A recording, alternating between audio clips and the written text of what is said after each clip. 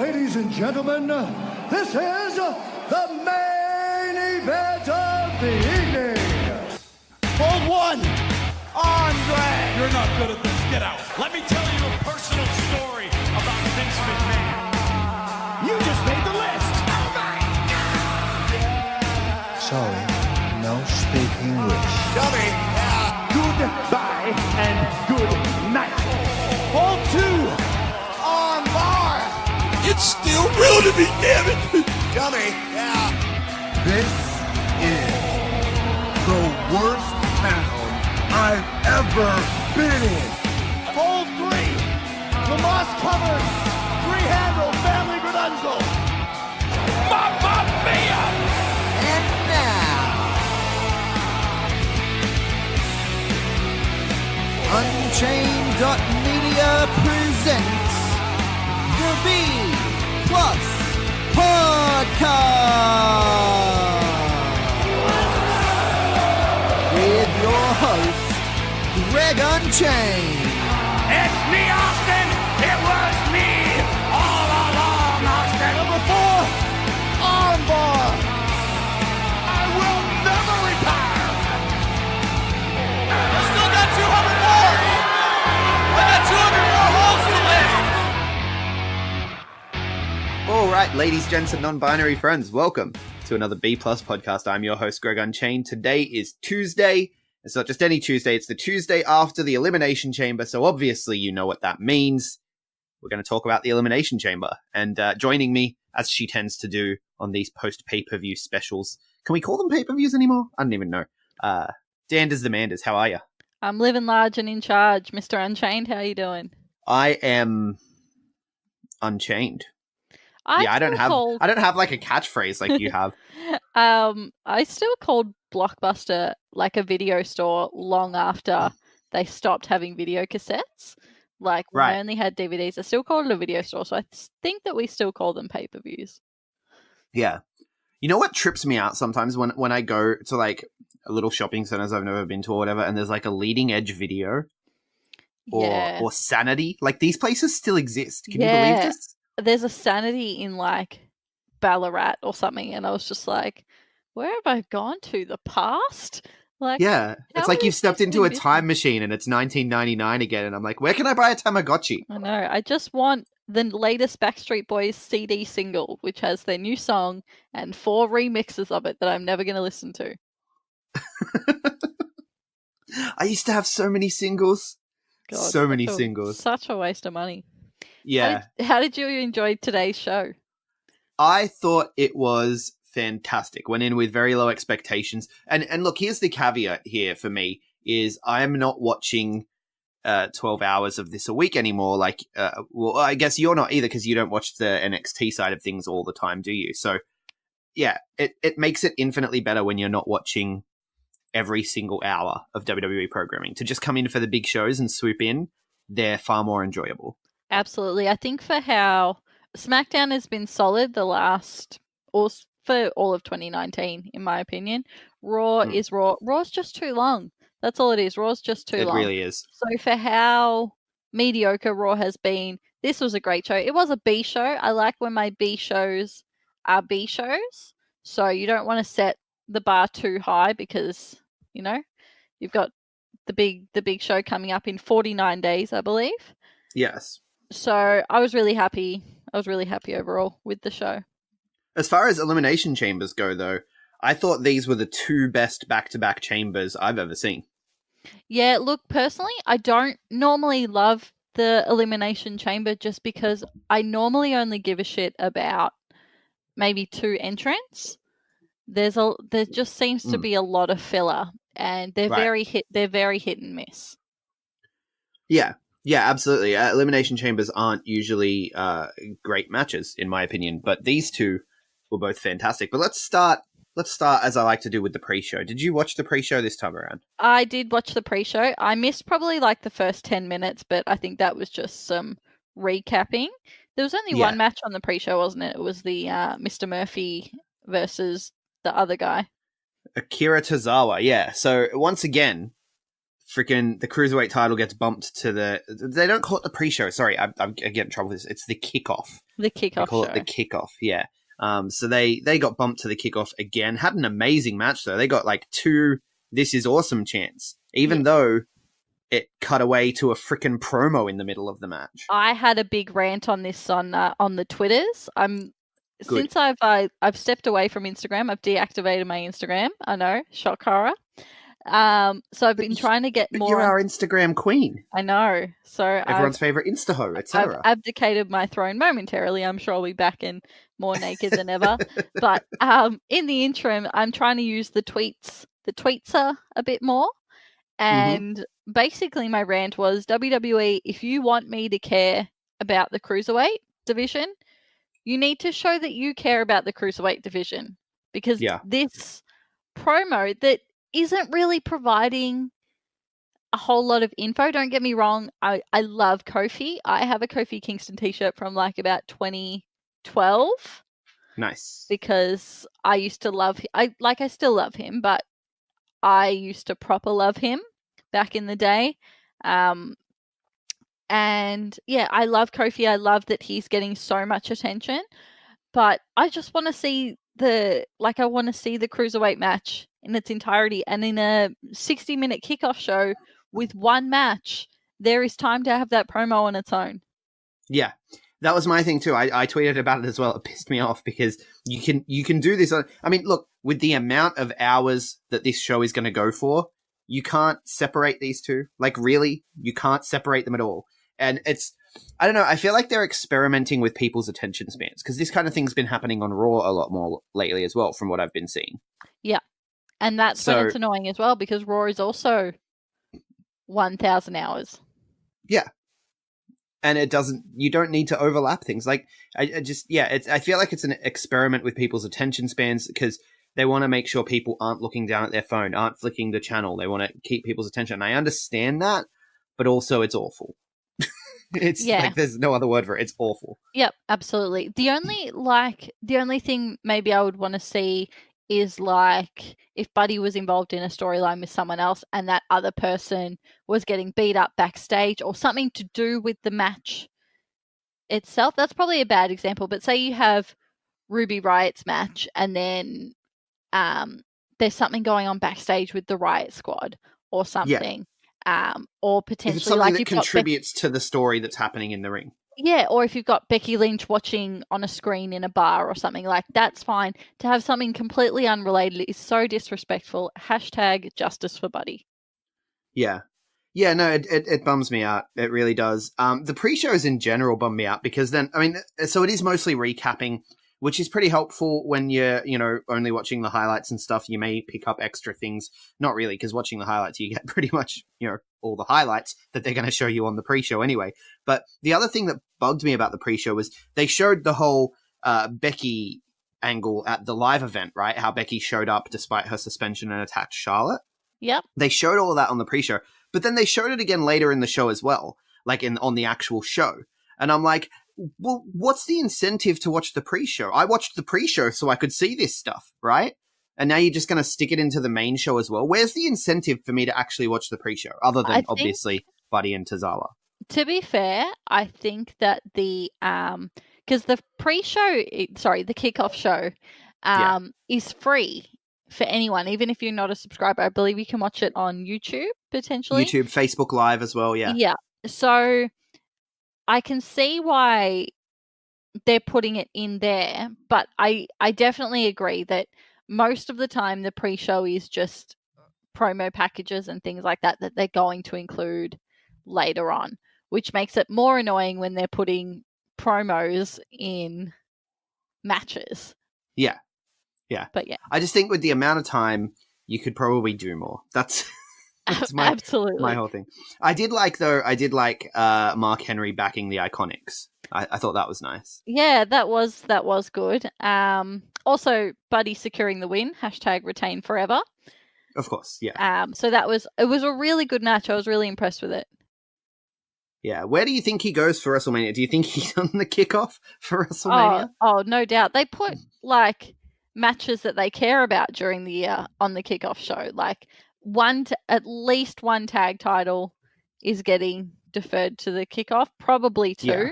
Probably going to get Yeah. 2 tag titles, the Battle Royal, and the Cruiserweight on the pre-show. Yeah, that bums me out. I'd really like to see it make the main card because they have incredible matches. Yeah, So- absolutely.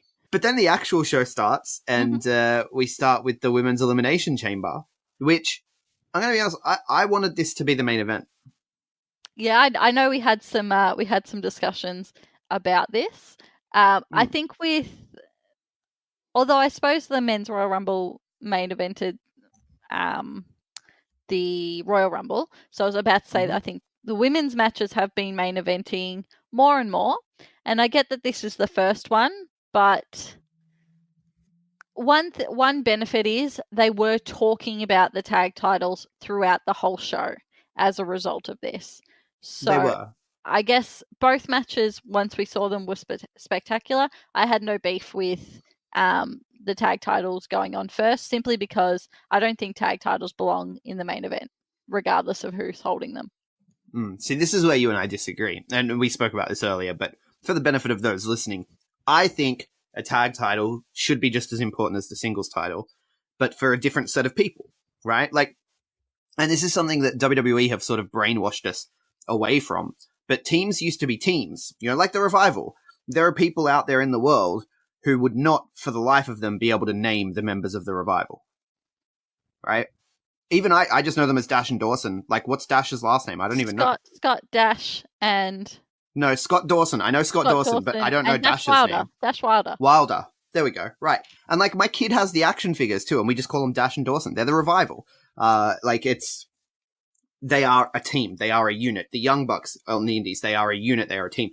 The New Day at this point, they are a team. The Usos. Yep. Yeah. They are a team. And there are, like, Sheamus and Cesaro, they're still Sheamus and Cesaro. They could still be singles guys kind of thing. But even they, at this point, are feeling more like a team. The Bar. They're called The Bar. Yeah, right. Sorry. But it's one of those things where teams used to be teams and used to sort of, and they would never be bigger than, the actual team name would be bigger than their individual names. And for those guys, the tag team titles is the world title. There's exceptions to every rule. Did you see the New Day recreating the barbershop scene? No, I saw it pop up on my timeline, but I haven't watched it. It is I clicked the awesome. little save button and I never got back to it. It's awesome. I'm not sure when that is from because I'm generally pretty behind, but if you haven't seen it, it must have been pretty recent. There's exceptions to every rule. The barbershop rockers incident, the Mega Powers exploding. I guess they weren't really a tag team, were they? They weren't a tag team, no. The Rockers, and even the Hart Foundation, they were still teams, before that whole thing happened. Like Edge and Christian were a team that'll always forever be known as a team. Then Edge, of course, had a phenomenal singles run, and Christian, he was in TNA for a while, but they were still a team. They're still Edge and Christian. He got the title. He got the World Heavyweight title. Did he have a World Heavyweight run? It must have been when I was a lapsed He got fan one for a of couple of them. years. He got one. Right. I'm pretty sure it was the World Heavyweight one. But yeah, we are rambling a bit. Just a bit. I'm just saying tag team titles can be just as important, in my opinion, and it should be. So I disagree with you, Danders. That should have main evented, but the way it played out was pretty nice. So let's talk about the match itself, because it was a phenomenal Elimination Chamber match, which they didn't have much time to put together because they were themselves, according to the Dirty Dirt sheets, they themselves were under the impression that they were headlining until about 2 hours from the show. They were told, oh, Vince changed his plans, you guys are going on first. And so they had to sort of scramble to get their match together. Yeah. And it didn't show. What I assumed was going to happen, because having 12 women in the Elimination Chamber is an insane concept to me. Like, just having 12 people within the structure, plus Bit a crowded. referee. It seems snug. I assumed that some people were going to be eliminated before everyone was released, which was not the case. So I think that it was, but at no point did it seem crowded. I think it was done really well. I think the Iconics are just so fantastic at what they do. like at their role. I'm not a fan of Peyton's hair. I know we shouldn't be commenting on appearances, but Peyton is one of my faves. Mm. I'm not a fan of her. Peyton, She's so beautiful though. what's wrong with her hair? I don't get it. I like her hair. Oh no, she's just going a little bit lighter. Oh god, Yeah. I sound like Meltzer. I liked her better when she was darker. Oh no, here we go. No, look, I think it looks good. I'm a fan. She's a stunning girl. She would look good with no hair, to be fair. Yeah. But yeah, their roles in these styles of matches where they're the antagonist and then everyone gangs up on them. I don't ever get sick of that. I think they're hilarious. They're so good at what they do. And of course, They had some serious shine in this match. absolutely. They were really given the opportunity to actually pull off some moves, which you don't sort of normally see them do in these big group situations. Yeah. There was one thing that I nitpicked at. I was sitting there with my partner and my daughter watching as well. And there was one bit that I nitpicked at was when they've eliminated, at this point, Fabulous Glow. Yeah. So they've eliminated Fabulous Glow, and then the final pod opens. It's Samoan Slaughterhouse. They come out, and the Iconics convince everyone else to go after Samoan Slaughterhouse. Then they run to their pod and hide, right? And Samoan Slaughterhouse clear house, and then they come to the pod to open it. And like they were like sort of holding the doors, and then the Samoans overpowered them, and they sort of stood there and screamed and turned around towards each other and stuff like, ah! And I was like, just like once they finally got the door open, because they were so focused on trying to open the door, throw some shots. Like I know that the gimmick is that, but I felt like you've been a good fighting team throughout this match. Like just throw some shots and then get destroyed and scream. You know? Yeah, even if they're being no sold with their punches or whatever. Yeah. I didn't even think of that at the time, but absolutely get some little punches in, and then Nia just does a little shove or whatever, and they fall over and scream. And the parts, and then do the work for sure. Absolutely, the parts with them both getting like dragged across the cage where they were like, that was amazing. That was so funny. It was so brutal too. Like it was like you're sitting there saying it was fun. You have a dark sense of humor. Yeah, it was brutal. Like they were just doing the full. It still hurts. Yeah. Like they were doing the shades of Indy Hartwell, right, with the swing into the barricade, but they just kept going. Yeah, that was amazing. That was such a good spot there. I didn't realize. Sorry, I wasn't. It's all a little bit hazy. I didn't realize that the Fabulous Glow were eliminated before the Samoan Slaughterhouse got released. But yeah, they were the only team that got eliminated. They were gone very quickly. Mm-hmm. Yeah, I feel like maybe they might be in a little bit of trouble, those two ladies. I think that maybe there was a little bit of negative attention towards the both of them. And perhaps I don't think that they're going to be in trouble. Like it's not your fault if your husband gets a DUI or whatever.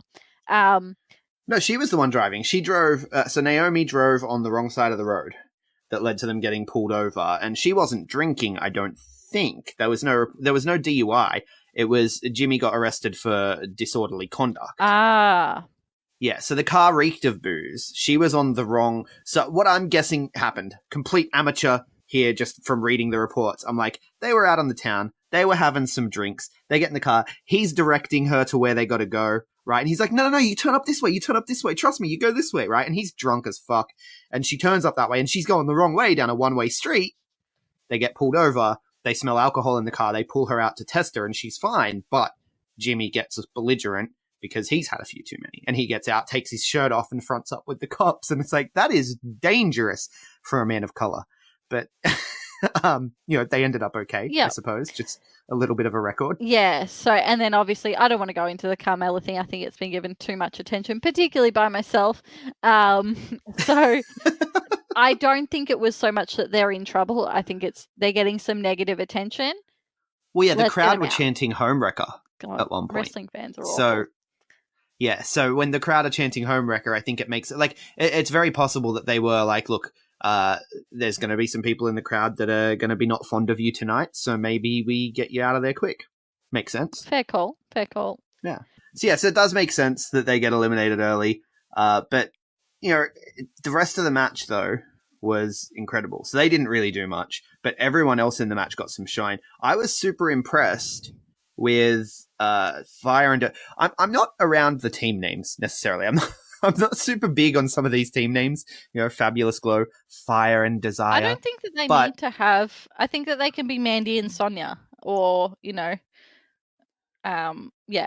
I don't think that they all need like a catchy name, especially when the name is like 4 or 5 syllables. Yeah. Like Fabulous Glow is too long. Fire and Desire is like, It just sounds tacky. Like, I mean, this is funny because just before I was talking about when teams were teams and the team name was more important than their real name. But then here I am just like, Fire and Desire? What the hell is that? I think Fire and Desire, I think they're both Mandy Rose. Like, which one is Sonia? Is Sonia Fire? Why is she Fire? That doesn't make sense. Because she's a fiery Brazilian? Is she Brazilian? I don't know. I don't think so. She does fiery Brazilian jiu-jitsu.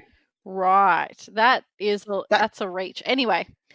It counts. I'm putting it out there. I think that Sonia has like because of like her normal ring attire and things like that, she has like an aura of badassery, which you definitely don't get with Mandy Rose. So I think that Mandy Rose definitely shone outside of people's expectations of her, because recently all we're sort of seeing is Mandy Rose in a towel, and yeah.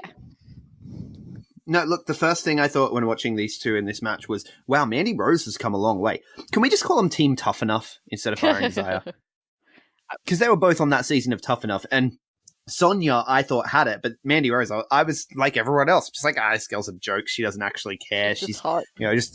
She's just a model. She's here as a fly-by-night thing. She'll never actually make anything, and I am very happy to be wrong. And she's come a long way, and doing the team stuff has really worked for her. Absolutely.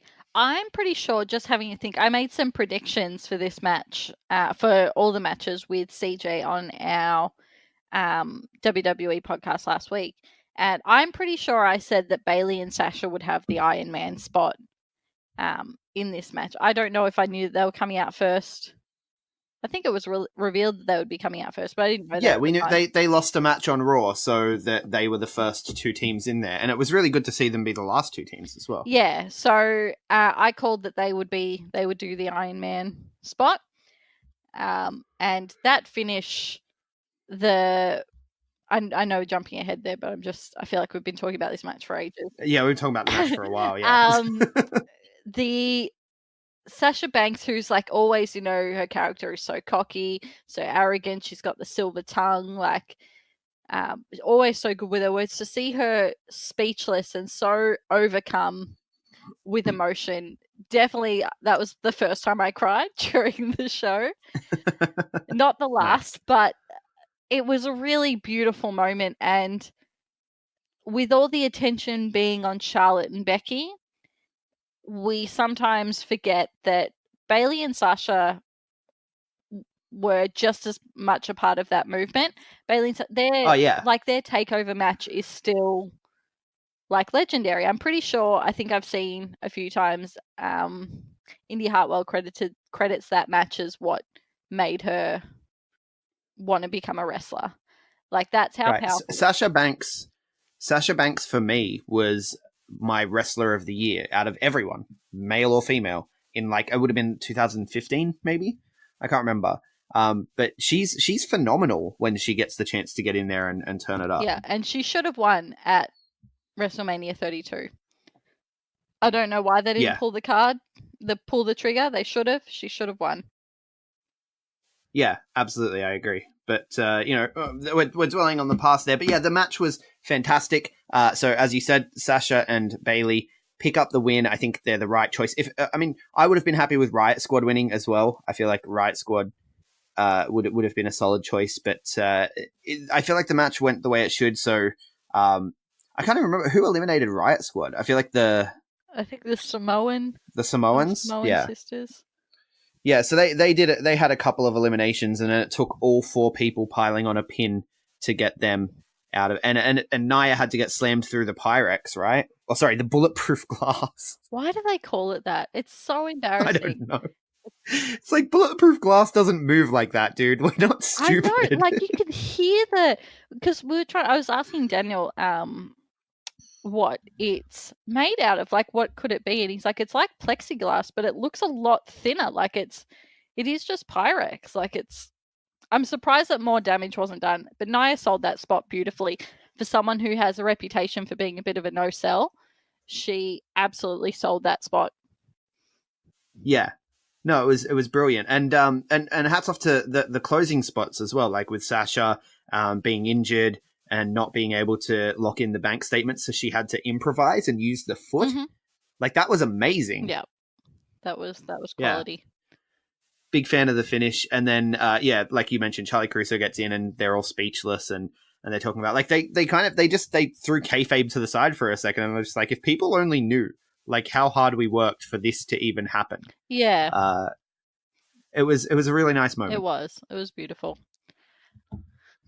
And then we get McMiz. We got it went like a little bit, I feel like stuff went a little bit flat after that very high the crowd were already drained. Yeah, that was a big opener, and then Mrs. Miz is pregnant, which is lovely, and it's lovely that they announced it, but I felt that was weird, the way that they did that.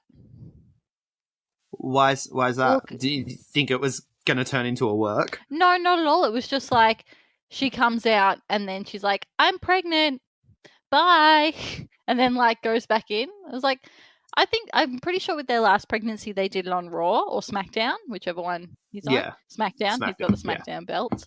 Derp. I think that they're color coded specifically for people like you, Danders. I know. I'm supposed to be # Blue Branderfield. What else was I saying? Right, so they came out. I think they did Miz TV.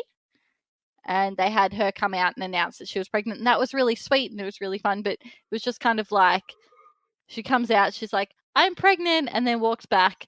And then it was like, oh, now we have a match. Like it just didn't make any sense to me. Well, they did say that they're a very public couple and they always said that they would let the universe know if things are happening with them. So I guess that was just fulfilling on that promise. True. They just wanted to just let us know on make Tuesday. the announcement. Yeah.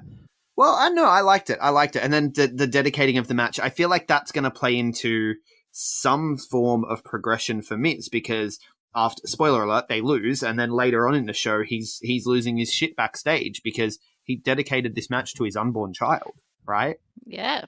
And then they lost. So I guess they are kind of turning it into an angle a little bit. Now, Miz takes the pin here. Now, actually, I was just in my head thinking like, the Usos are, in my opinion, the most underrated tag team of the last 10 years. They don't get, when you talk about the great tag teams, you're not really going to hear their names. Maybe because they don't have a lot of,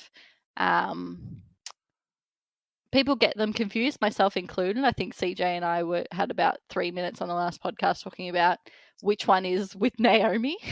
And now that... You know what, though? You know what? I used to have a foolproof method for telling them apart, but when they took the face paint off, it became impossible. Because, they used to do different sides, didn't they? Yeah, so Jimmy was always on the right, and I remembered that because the I in right, and Jay was always on the left, and I remembered that because of the E and J and the E in left. And it always worked for me, and I was able to tell them apart, Jimmy and Jay, based on which side the face paint was on. And now I cannot. Cool story, Hansel. Yeah, damn twins. So maybe it's because they look the same, and so you don't have like, they're just a collective, Jimmy and Jay, but they're so underrated. And then we go ahead and jump straight to the finish and not talk about them at all. They were great in this match. I feel like they did kind of carry this match, and I'm glad they won. I'm glad that a legitimate team has got the belts back. Yeah, well, I think that they had to, because obviously Vince McMahon wants people to not look at jumping, and All Elite Wrestling have very explicitly said we want to be the place for tag team wrestling. And, they've gone out and made some big tag team acquisitions, and people have always talked about the Revival versus the Young Bucks, and so the Revival wanted to go. And wasn't the story that they asked for their release, and Vince was like, "Give me 3 months to prove to you that I do care about tag team wrestling"? Isn't that the story? You can't believe everything you read on the internet, though. I know, but it looks that way because the Revival are the champions now and they're an actual team. The Usos are the champions now and they're an actual team. And it looks like Vince is maybe trying to show that he can do tag team wrestling if he needs to, which is a good thing. It's a good thing. The best thing about All Elite Wrestling is it's going to push WWE to do things better. Absolutely. So, with the finish of this match, obviously Miz takes the pin, but Shane O'Mac did the dumb jump. Yeah, but it was at Miz's behest. Miz was on the outside of the ring saying, get up, jump, do the jump. Right? So it's not like Miz can't blame Shane for this. If Shane goes, you told me to jump, I hope Vince McMahon comes out and says, if Miz told you to jump off a cliff, would you do that? He probably would. Just straight up dad. Yeah. Just straight up dad it. Yeah.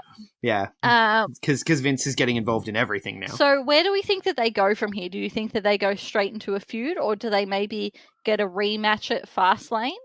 And then... Well, there's no automatic rematches. No. So I think that their first match will be at WrestleMania. I don't think that... Potentially first and only. Because that's where it's going, right? Miz versus Shane at WrestleMania. Yeah, we assume so. I mean, Miz is losing his shit right now. I think Shane's going to try to get him in line. And yeah, and it's going to fall apart. It's going to fall apart around Fastlane, I'd say. Yeah. I hope that we get some rehashed promos from Miz's dad that we got from like the Vince Shane feud. It's like, I will never forgive your mother for giving birth to you.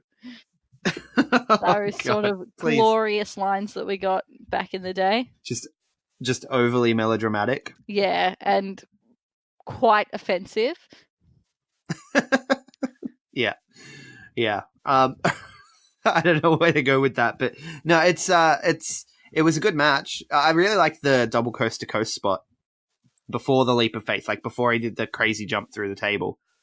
He did back-to-back coast-to-coast. I don't want to see and ate a super I don't kick. want to see the coast-to-coast in every match. I think that it just becomes like when Orton does the thing off the ropes, the whatever it's called. Is it Vintage Orton? Yeah.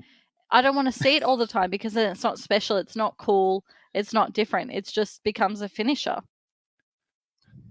Yeah, but that's just the WWE style, right? You have those moments that the crowd can get up for because we know it's coming. It is what it is. Next, we have like they do it at every house show. You know what I mean? Like that's how often they do it. It's like literally every match. I think that probably the example that comes to mind is Adam Brooks doesn't do the Swanton really anymore, and myself and Nicolette on Saturday night saw him, and Nick was commenting about how he never does the Swanton anymore, and then he freaking did one, and then I think he got like kicked in the stomach on the way down or something, and it was like, he finally does one, and it's like, I don't know, it's like it's special because he doesn't do it all the time now. Yeah, no, I 100% agree with you. I like when people have finishes and then they have super finishes that they only bust out every now and then, but yeah, in the end, the Usos did win with the, what was it? A reversed pin, basically. Yeah. So the skull-crushing finale, then a pin, but then the pin gets reversed and the Usos pick up the win. And it was Jimmy Uso that picked up the win, too. So no hot water, guys. No hot water. No hot water. Yeah. Promotional consideration paid for by the following. Hey guys, before we get started, I just wanted to take a second to tell you about the Muscle Hustle. It is a super fun grappling-related game that you can get on your mobile device that allows you to collect, train, and promote a completely original roster of wrestlers. And they all have unique abilities that you can combine and train up and equip new gear. And you build a team of these guys to take on other teams and challenge for championships. It's really, really fun. There's also PvP stuff. I haven't even touched that yet. Like, I'm just having so much fun with the single player stuff. There's a whole campaign where you go around all the different territories trying to win the world titles.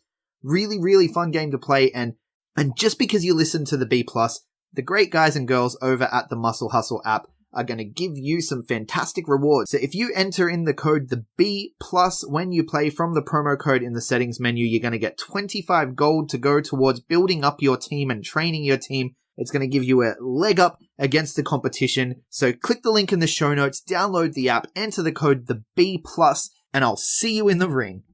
Hey, Greg, curious question for you, man. Have you been shopping recently? I have not. Mate, well, I've got some good news for you. I know you're not a big fan of crowds, as most of us here at the B+ aren't. Have you heard of Threadbox? I have heard of Threadbox. Man, then you would know how good they actually are. I mean, I just received my first crate, and holy moly, I'm amazed. Guys, if you're listening, go check out threadbox.com.au, and they have everything from hats to socks to shirts to pants. It's fantastic. Now, with email to a personalized stylist and customizable crates, it's honestly one of the best things I've had. I don't know about you, Greg, but I really enjoy it. I got a crate the other day, and they gave me new jeans, a couple of new shirts, and the cool thing is, one of the shirts I tried it on, and it was a little bit long for me, and I thought this accentuates how short I am in person, and so I sent them an email, and I was just like, hey. This shirt, I feel like it makes me look really short because I'm kind of short. And they were like, send it back. We'll give you something else next month. Like an extra thing. So I'm going to send that shirt back. And then next month, they're going to send me out something else. And I said to them, I've got lots of shirts. And they were like, well, we'll send you some accessories. And that's how Threadbox do it. It's kind of fantastic. See, how good's that? And with our special code, the B+15 at checkout, actually saves all our fans 15% at checkout on their first box. How cool is that? Yeah, so head to threadbox.com.au today and use the code the B+15 to get your first box as soon as you can. Next we got... I'm so sad because I love Finn Balor. I love him so much. He is one of my favorites. I remember I've got an edition of WWE, I think it's 2K18 or 2K17, specifically because with pre-order you got an 8-inch figurine of the Demon Finn Balor. And I am all about 8 inches of Balor on my bedside table. I don't care about him in this match, and I don't care about this belt because I don't care about this feud. Okay, well, I love the Intercontinental Championship. Like, it's my favorite title. But, yeah, this was a low point of the night for me, I think. I feel like no, this wasn't the low point. This was a low point. The match, I was just like, why is this a handicap match? And it's for a singles title, and it's a handicap match, and obviously, it's gonna lead to Lio Rush eating a pin. And I don't know. I didn't like it. I didn't like it. I would have preferred for Leo. I keep calling him Lilo. Leo to have maybe pinned Finn, and that caused maybe a rift between him and Lashley. I think a rift between him and Lashley is going to happen. Well, after the match, he beat the crap out of him, right? Look, my memory's hazy. All right, I watched this flag. Yeah, no. Lashley, yeah, it's been a few hours now. Lashley, yeah, beat him up after the match because he lost the title for him. So he hit one of his big moves. I don't know what the move was called, but he destroyed him after the match. Cool. Yeah. Send Leo back to NXT or put him in the cruiserweight division. I don't care too much. 205 Live. My original plan was I wanted him and Buddy at WrestleMania with him as like an underdog face. No, I want him on whatever the version of the 205 pre-show is. I don't like him.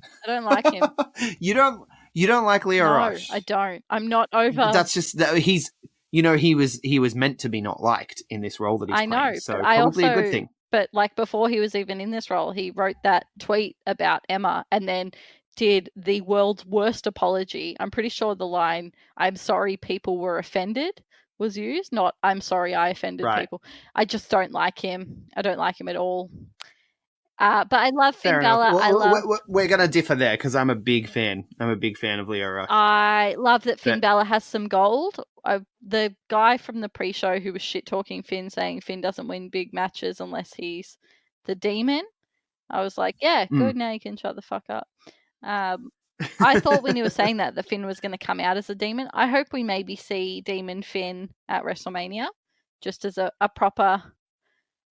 I mean, it's going to depend on who his opponent is, right? Because it doesn't It doesn't make sense for him to just bring it out but we need to get that at WrestleMania at some point because it hasn't happened yet and it's ridiculous. If it's just because I feel like it was never properly retired.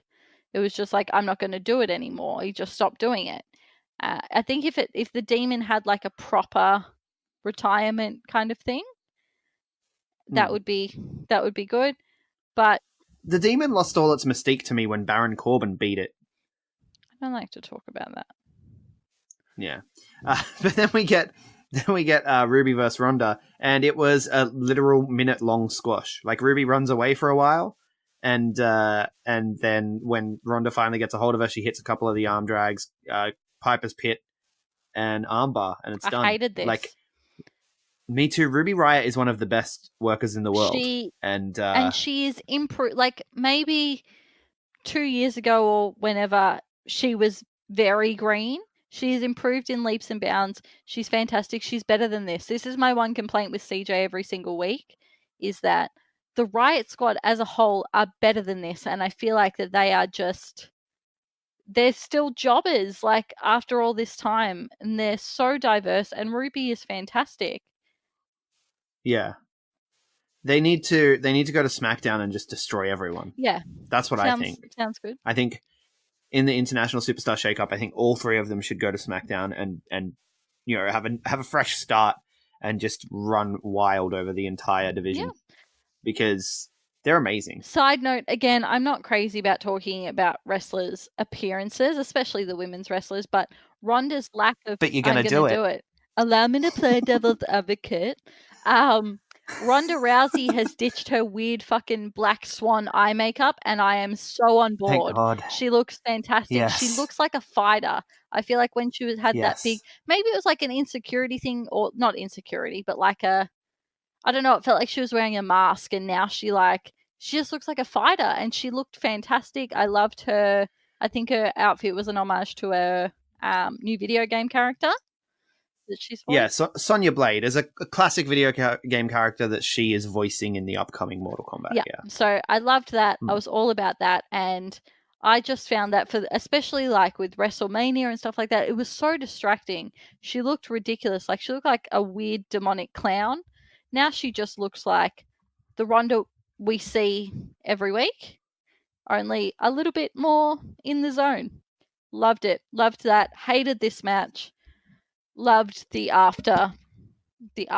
Yeah, well, it was all about the aftermath, right? Like, it was all about, Charlotte coming out. Because Charlotte was already out. Charlotte came out to watch the match. Charlotte gets in the ring, and then Becky comes out on crutches. Just fuck a suspension, fuck an injury. I'm coming in. And Becky's trying to get jumps the barricade, gets in the ring. AEW. Man, imagine if they ran with that as an angle and actually did some cross promotion. Holy shit. No, they will never do it. But I really enjoyed this. The crowd just chanting "She's the man" before anything has even happened was amazing. Yep, she is the man. And then she just beats the crap out of everyone with her crutches. And I'm glad that you could tell by the way that she was standing and things like that the injury angle is a complete work.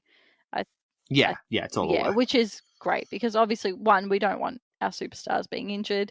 Two, we don't want Becky Lynch missing WrestleMania. So I saw some reports that it was maybe not a work. So I'm glad that it is a work. Yeah, I like it when WWE are able to blur that line. It's not very often that it's done effectively, but it's good when you're not too sure. But yeah, it was definitely clear once she was in there doing her thing that this is all a work.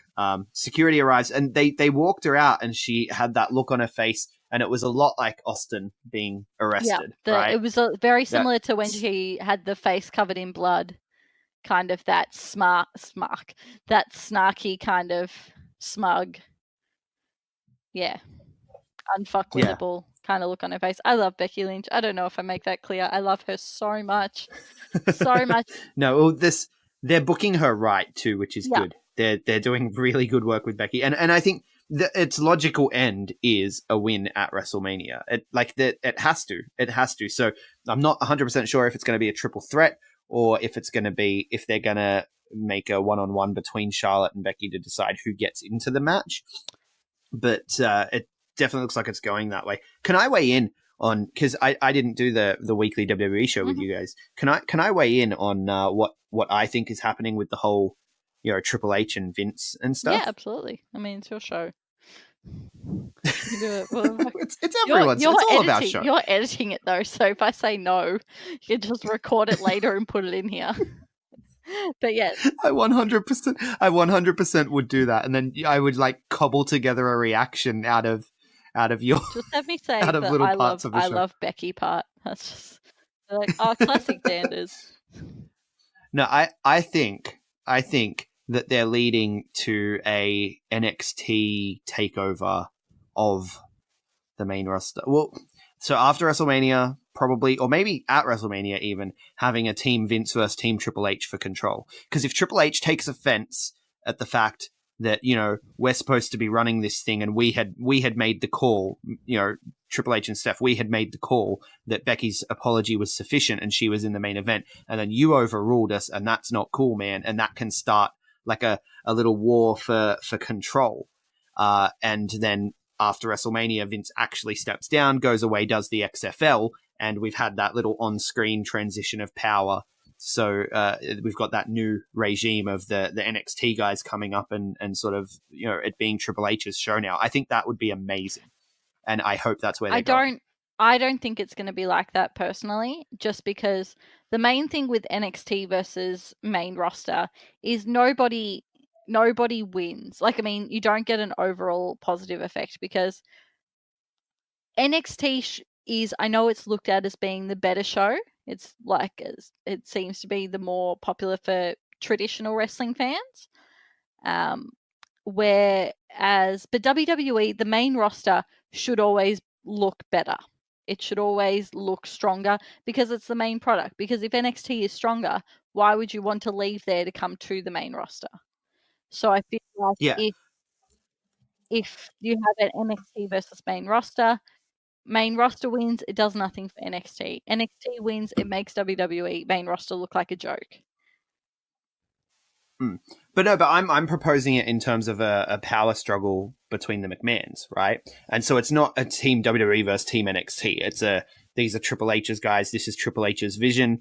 These are Vince's guys. This is Vince's vision. And like not even as like a main event either. I wouldn't have it main event, even though it's got high stakes. You know what I mean? Hair versus like hair. I'd throw it in the mid card at WrestleMania as something that's going to determine the fate of the future kind of thing. But I know that's just my fantasy booking, because otherwise I hate Vince McMahon getting involved. Yeah. Like, why the hell?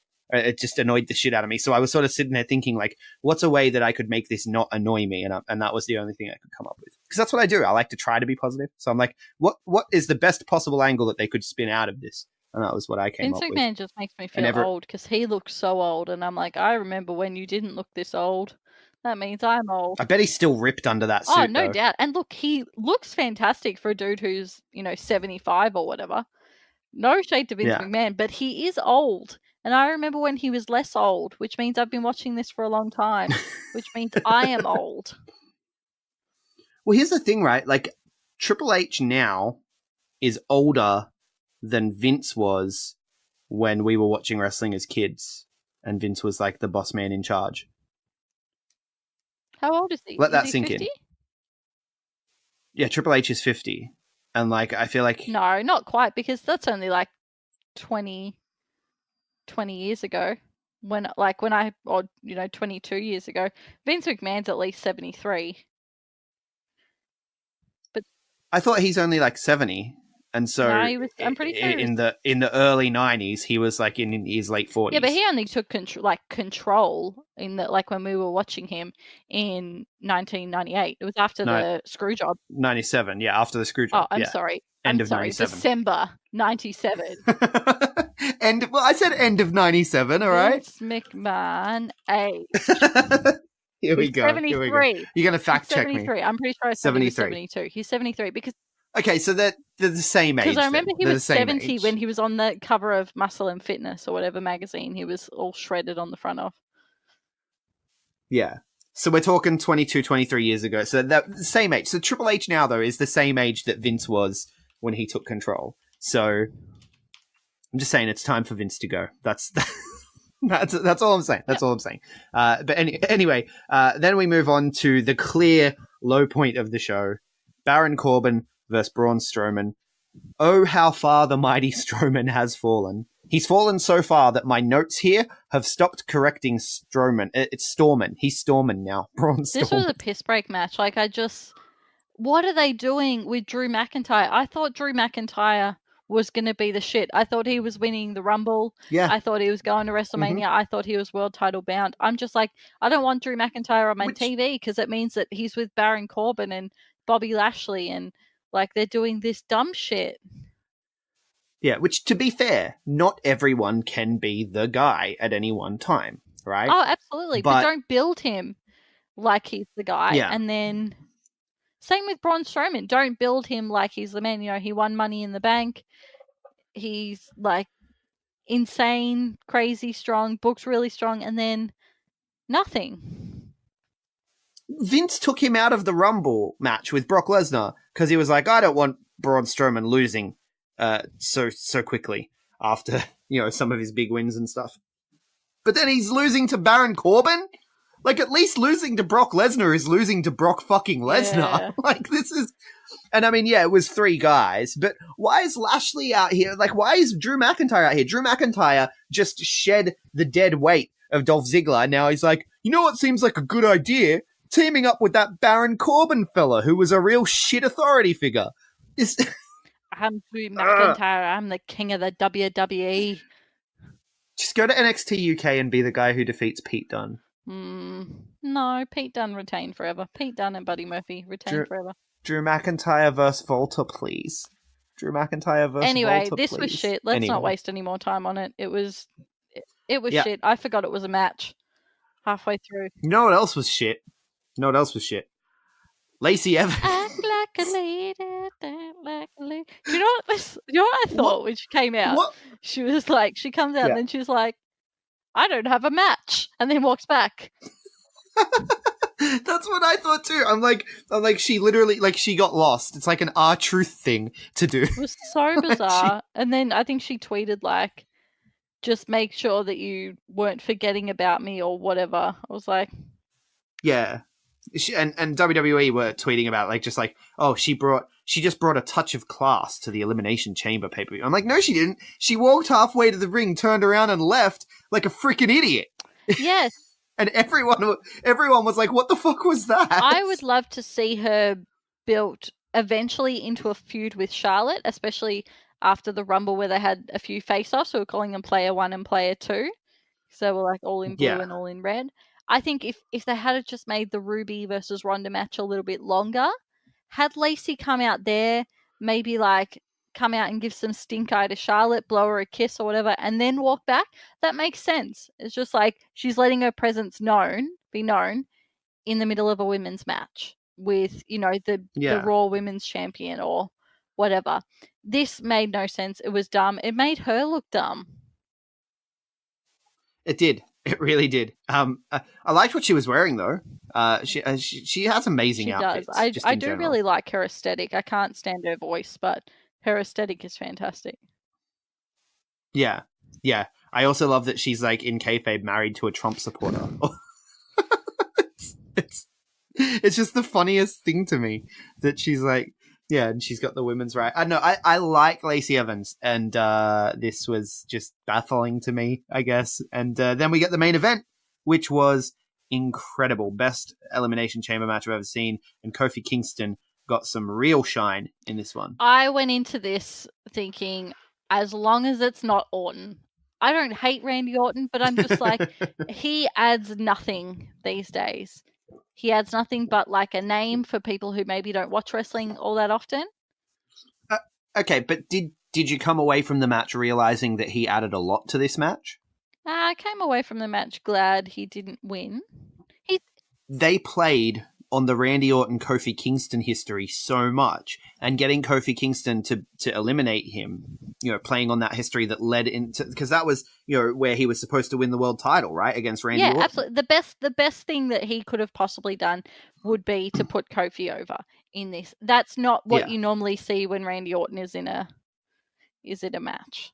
Like, especially with this, he's like doing the stompy hands and the crazy face and the, the RKOs out of nowhere. And then when he won the Rumble, like 3 years ago, whenever it was great because it Yeah. wasn't Roman.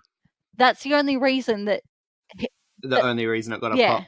I think, but he was great in this match. I'm not a fan of Blandy Borton at all, but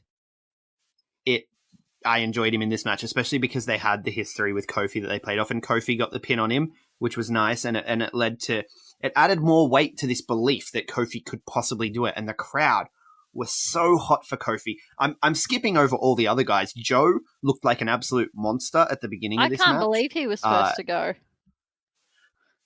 Yeah, me either. Well, considering I've come out of it thinking how strong, I feel like WWE have used Joe perfectly. He's constantly a threat. He's never been the guy yet, but he's constantly a threat, and he believably could defeat anyone at any moment to become the top guy. Kind of like early day Big Show, like 1999 sort of Big Show. They did put the belt on him at the end of 99. He didn't hold on to it very long. But he was always a very prominent force and very big and intimidating. Even if he didn't necessarily win a whole lot of the time, he was always very scary. He's always a strong contender. He reminds me a lot of, he's Samoa Joe, but as well, the way Taz was used in ECW. Good comparison. It's just complete monster that can just kill anyone at any moment, and it's completely believable. And he was a beast at the start of this match. Him and Brian, like Brian's chest was still red raw, like at the end of the match because of his exchanges with Joe at the beginning. AJ Styles, I feel like AJ Styles is just going through the motions at the moment, though. Going through the motions before he goes to AEW. I don't know. Think he's going to AEW.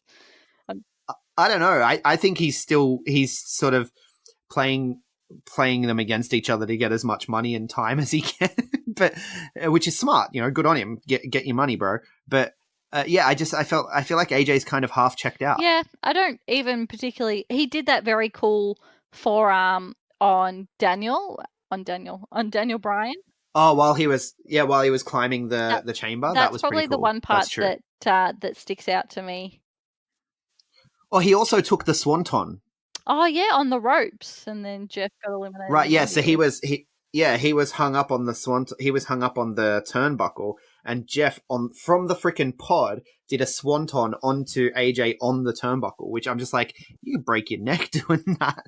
It was very impressive. Shout out to Welchie and Lyle, saying as you mentioned on the turnbuckle.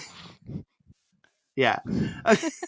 Yeah, but I think that AJ just kind of laid there for that, so he's still being lazy, in my opinion. Yeah, he starfished it a little bit. Yeah, but the match was fantastic. Kofi Kingston was the star. How hot were the crowd for him? They want it, man. Well, here's the thing: is that if you had have asked anyone last month, who do you want to win Elimination Chamber, people would have put 10 answers before they would have put Kofi Kingston. And I think it's the fact that he kind of, pulled a homer into this match. He's in it because Mustafa Ali. Yeah. Got hurt. And I remember going on a Snapchat rant about a year ago saying, I'm really sad that Kofi Kingston is probably never going to get the recognition or like the title runs that he deserves because, he's so popular in the New Day, but being part of the New Day has given him a level of exposure and popularity that he wouldn't have achieved otherwise, just because he doesn't look like one of Vince's guys. Vince, whilst getting better, he doesn't like having black people as champ. People use Mark Henry as an example. Absolutely, Mark Henry got the World Heavyweight Championship. He didn't get the WWE Championship. Yeah. And he had put in about 20 years of work before he got that. Yeah. And he also Mark Henry fits the category of big sweaty man, which Kofi is not. That's the other thing. He's a little guy. He's flyy, he's flippy. The combination of those two factors, it's awful. It's not okay, but that's not who Vince wants as the face of his company.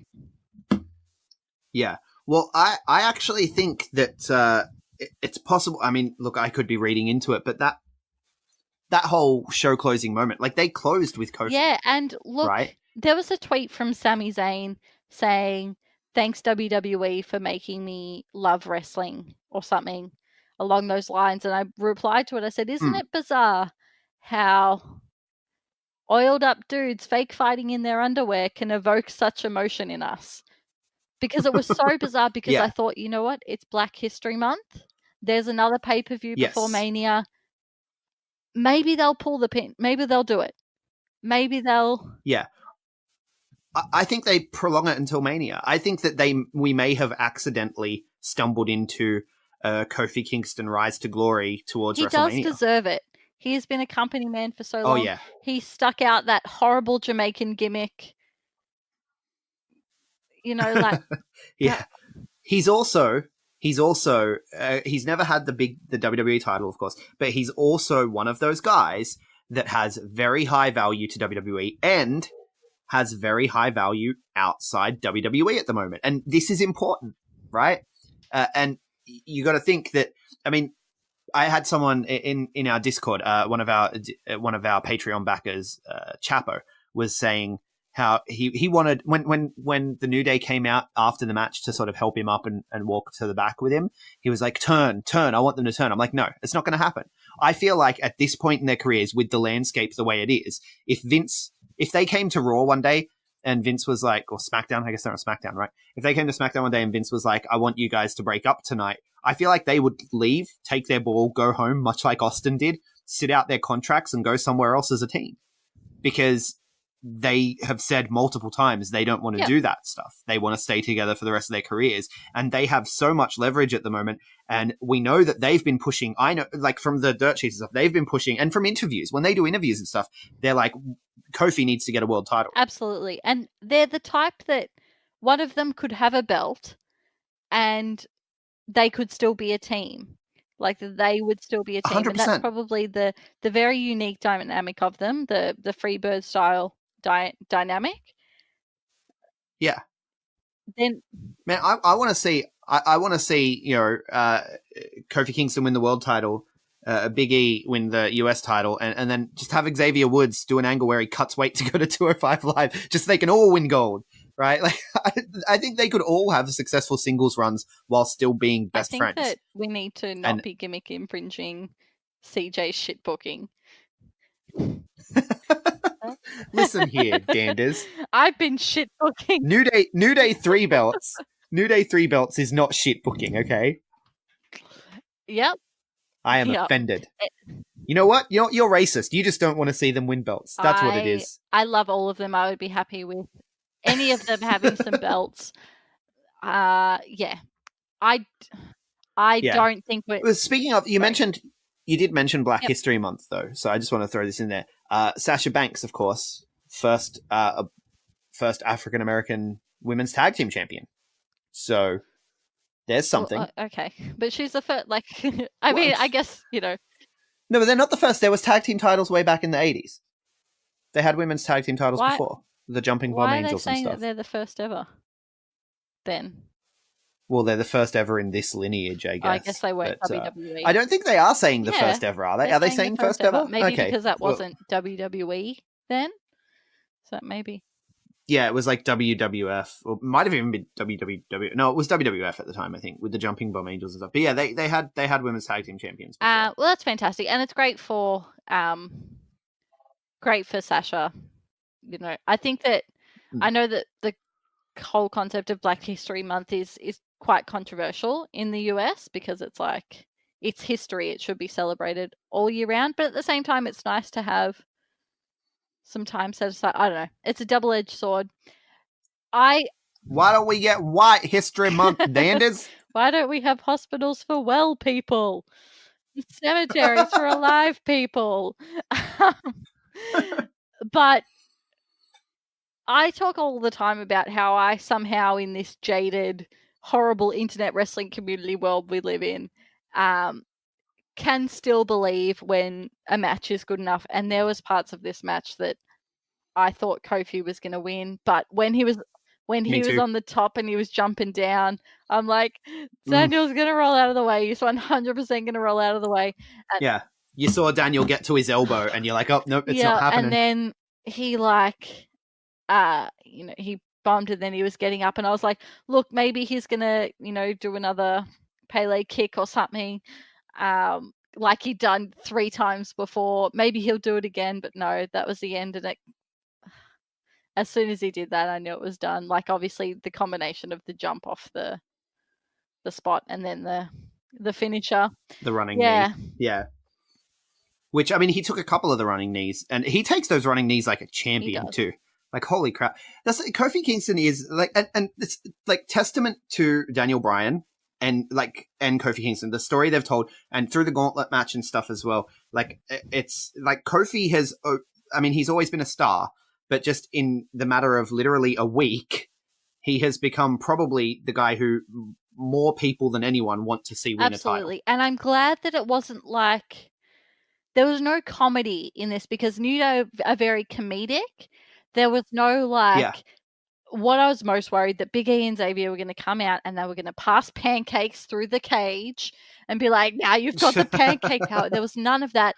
It was all his legitimacy as a competitor, and there was no shenanigans or anything like that. It was just hard knuckle, face busting, balls to the walls. It was awesome. And yeah. You know what they did, though, that gave me goosebumps is they did help him back, and they went to the stage and stuff, and they were sitting there together and what have you. They were sitting on the steps of the chamber together, and you heard, I think it was Xavier Woods saying, "This year, man, this year, it'll happen this year," right? Like they were there just as friends, supporting their friend who just came so close to doing the one thing in the company that he's never done, because he's had every other belt, right? And so he's so close to getting the big one, and he didn't make it. And they came out just as friends, supporting their friend and being like, "It'll happen this year, man." Yeah, we'll and look, people are talking about it should be Bryan versus Kofi at Mania. I don't think it's the right time for that. I know he's hotter than ever, but I don't know. It's all going to depend on what happens at Fastlane and everything like that. Who would you put Bryan against at Mania? I don't know, to be honest. There's not a whole lot of storyline going, because we've been so focused on the women's division. I feel there hasn't been a whole lot of storyline. Not AJ Styles. I don't want to see AJ Styles. Kofi is very hot right now, but I think if he goes against Bryan at Mania, he's not going to win. He's just not. Daniel Bryan is too much of a name, and it's just not going to happen. But I think Daniel Bryan is the kind of guy. Backstage who would be pulling for, like, he'd be like, "No, listen to the crowd, right? Listen to the crowd. They want this for him. It's time to give him the moment. It's time to do it." But I don't think that Daniel Bryan has that much pull. Yeah, no, that's true. That's true. But I do think New Day have that much pull at the moment, and I think it's possible. I think that it should be the match, because it's one of those situations where the crowd have sort of jumped onto something, and it's kind of a magical moment, and you got to roll with the punches in that situation. Absolutely. Why don't we get on the Facebook page a little bit of a poll going should Kofi Kingston go for the belt at WrestleMania? Yeah, I think that's a good call. And of course, we're doing our call-in show. I didn't even ask you. Are you available to do the call-in show tomorrow? I'll be in Canberra, so I might not have the amazing sound quality, but I'm sure I'll be able to get it sorted. Right, cool. Yeah. So we're doing the call-in show tomorrow. Well, today, as people. So it's Tuesday morning this comes out. So people, if you want to jump in and give us your thoughts on Elimination Chamber, on whether Kofi should go for the titles at WrestleMania, and all of that fun stuff, the place to do it is on Patreon, patreon.com/theb+. Before we say goodbye, though, Danders, where can people find you? I'm not on Instagram at the moment, so find me on Twitter at Danderfield. I'm trying to use it more. Don't add me on Facebook. We're not friends. Twitter's a cesspit. It really is. Like, I struggle with Twitter so much. I'll use it, like, constantly for 3 days, and then I'll be like, I don't like this, and I'll go away for a week or two. So much reading. That's why I like Instagram, because it's just pretty pictures. Right. And people can find me at Greg Unchained on Twitter, at the Greg Unchained on Instagram. We collectively are the B+ Wrestling on Twitter, because wrestling wouldn't fit. The B+ Wrestling everywhere else. Like, share, subscribe, 5-star review if you like what we do. And thank you so much for listening. Hold one! Arm drag! You're not good at this. Get out. Let me tell you a personal story about Vince McMahon. You